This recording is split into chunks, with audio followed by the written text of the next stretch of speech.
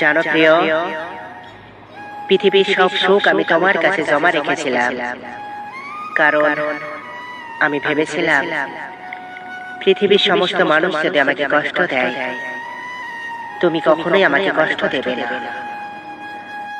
আমি যখন সবার কাছে কষ্ট পেয়ে তোমার কাছে বলতাম, তখন আমার সমস্ত কষ্ট যেন পানি হয়ে যেত।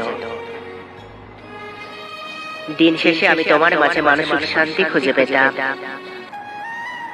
কিন্তু তুমিও তো সবার মতো আমার জমিয়ে রাখা সুখটুকু নিয়ে পালিয়ে গেলে, রেখে গেলে আমাকে একা করে। জানো, সবাইকে আমি গর্ব করে বলতাম, সারা পৃথিবী খুঁজে আমি এমন একজন মানুষ পেয়েছি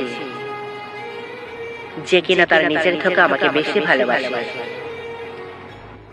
কিন্তু দিন শেষে তুমিও তো আমার বিশ্বাসটুকু ভেঙে দিলে, আর কিছুই বাকি রইল না।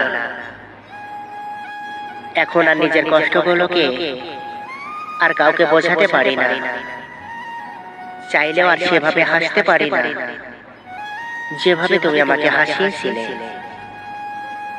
আজ তুমি সেই মুখে কান্না মিশিয়ে চলে গেলে। ভালো থেকো তুমি অন্যের বুকে। আমি সব সময় দোয়া করি তুমি যেন অনেক সুখে থাকো। তুমি যার মেসেজের জন্য অধীর অনুগ্রহ করে অপেক্ষা করো,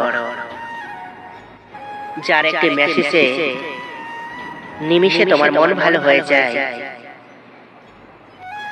সে হয়তোবা তোমার মেসেজ পেলে নিজেকে অনেক বিরক্তবোধ মনে করে,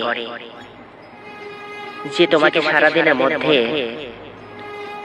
একটিবারও খোঁজ না নিয়ে হাজারটা বাহানা দেখাতে পারে।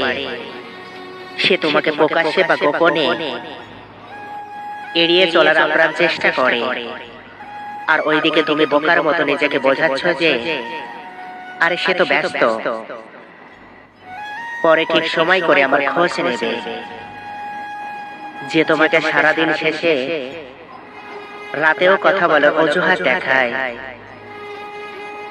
মেসেজ সেন্ড অথবা রিপ্লাই হেডলাইট করে হতে পারে, সে তখন অন্য কারোর সাথে ফোন কল বা চ্যাট লিস্টে ব্যস্ত।